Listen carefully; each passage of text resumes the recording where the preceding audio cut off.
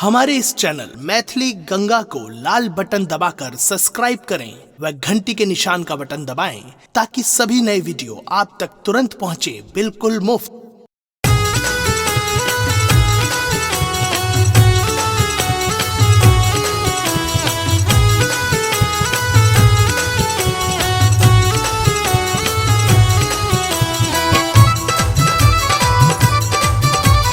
आप सुन रहे हैं गंगा कैसेट की प्रस्तुति।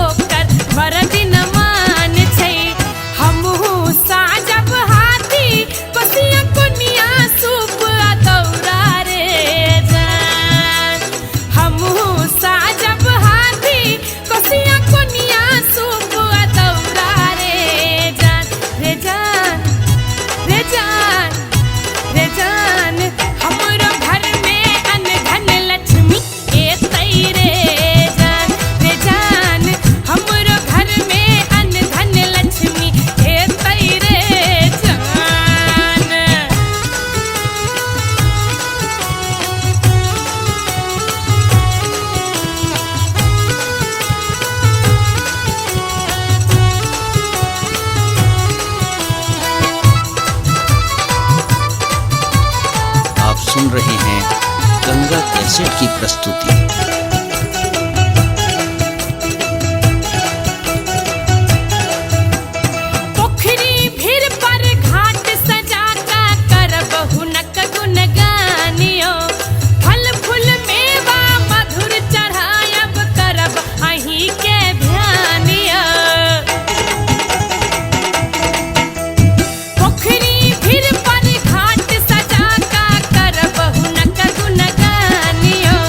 फल